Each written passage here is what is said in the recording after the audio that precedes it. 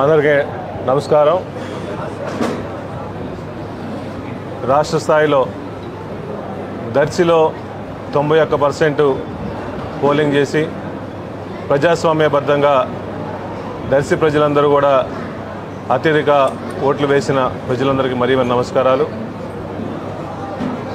YSR Congress party మీద ప్రేమతో, జగనన్న మీద అభిమానంతో బూచేపల్లి సుబ్బారెడ్డి గారు, మా నాన్నగారు, అమ్మగారి మీద నమ్మకంతో గత 20 సంవత్సరాల నుంచి ఈ ప్రాంతంలో అందుబాటులో ఉండి పేద ప్రజలందరి కోసం అనేక సందర్భాల్లో అందుబాటులో ఉన్నాం కాబట్టి మమ్మల్ని విశ్వసించి ఈ కాన్స్టిట్యున్సీలో బూచేపల్లి కుటుంబాన్ని గెలిపించుకుంటే బాగుంటుంది, జగన్ నాయకత్వంలో ప్రతి ఒక్కరు కూడా వైఎస్ఆర్సీపీ నాయకత్వాలు, కార్యకర్తలు కలిసిమెలిసి ప్రజలతో కలిసి నన్ను ఇంత విజయం కోసం ప్రతి ఒక్కరు కష్టపడిన ప్రతి ఒక్క కార్యకర్త అందరికీ, ప్రజలందరికీ మరీ నమస్కారాలు. ఈ విజయం దర్శి ప్రజల విజయంగా భావిస్తున్నాను. ఎందుకంటే రాష్ట్రంలో మీరందరూ చూసే ఉంటారు, రిజల్ట్స్ అన్ని విధాలుగా చూశారు. జగన్మోహన్ గారు ఎప్పుడైనా పేద ప్రజల కోసం, ఎస్సీ, ఎస్టీ, బీసీ, బడుగు బలహీన వర్గాలందరి కోసం గతంలో ఏ ముఖ్యమంత్రి చేయని విధంగా పేద ప్రజల కోసం ఎన్నో సంక్షేమ పథకాలు ప్రవేశపెట్టి ఆ పేద ప్రజల కోసం వాళ్ళ సొంత కుటుంబంలా భావించి అన్ని పథకాలు కూడా పేదవాళ్ళకు నేరుగా ఇస్తూ ఇన్ని పథకాలు, ఇన్ని మంచి పనులు గతంలో ఏ ముఖ్యమంత్రి చేయని విధంగా ఎన్నో పథకాలు పేద ప్రజలకు ప్రవేశపెడితే మేమందరం ఉత్సాహంలో గవర్నమెంట్లో వస్తామనుకున్నాము.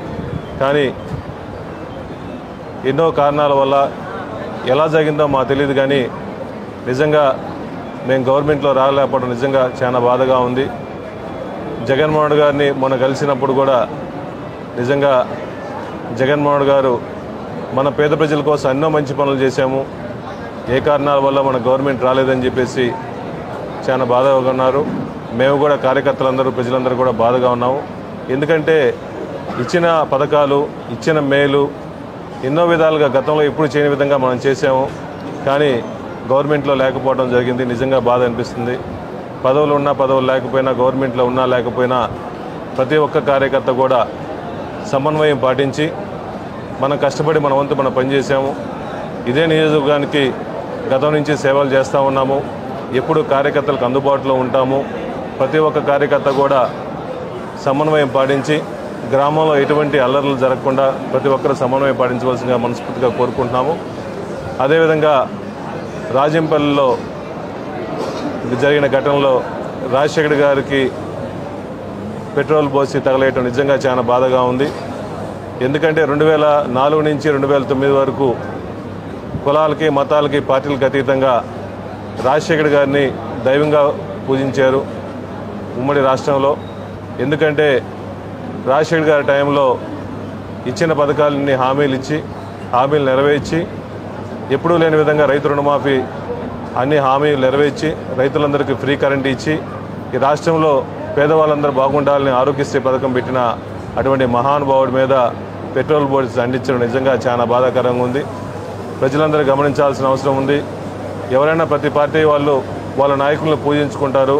కానీ ఈ విధంగా గతంలో ఎప్పుడూ లేని విధంగా ఇటువంటి సంస్కృతిని దయచేసి ఆపాల్సిందిగా కోరుచున్నాం. ఎందుకంటే దర్శి నియోజకవర్గ ప్రజలందరూ ఎప్పుడూ ప్రశాంత వాతావరణం కోరుకుంటాం కాబట్టి దయచేసి ప్రజలందరూ, కార్యకర్తలందరూ సమన్వయం పాటించి ఎటువంటి అల్లర్లు జరగకుండా ప్రతి ఒక్కరూ సమన్వయం పాటించాల్సిందిగా కోరుకుంటున్నాము. అదేవిధంగా దర్శి ప్రజలందరికీ, వైఎస్ఆర్సీపీ నాయకులకి, కార్యకర్తలందరికీ హామీ ఇస్తున్నాము. మేము మీకు ఎప్పుడూ అందుబాటులో ఉండి ఏ చిన్న సమస్య ఉన్నా మీకు అందుబాటులో ఉండి మీకు ఏ సమస్యలు రాకుండా ఎప్పుడు మీకోసం పోరాడుతూ ఉంటాము. ప్రతి ఒక్కరు కూడా సమన్వయం పాటించి ప్రతి ఒక్కరూ సపోర్ట్ చేయవలసిందిగా కోరుకుంటూ మరొకసారి ఈ విజయాన్ని కోసం కష్టపడిన వైఎస్ఆర్సీపీ నాయకులందరికీ, కార్యకర్తలందరికీ, ముఖ్యంగా ప్రజలందరికీ కూడా మరొకసారి నమస్కారం తెలియజేసుకుంటూ ఈ విజయం ప్రజా విజయంగా భావిస్తూ ప్రతి ఒక్కరికి దర్శి నియోజకవర్గంలో అందరికీ అందుబాటులో ఉంటామని చెప్పి మనస్ఫూర్తిగా కోరుకుంటూ సెలవు తీసుకుంటాం.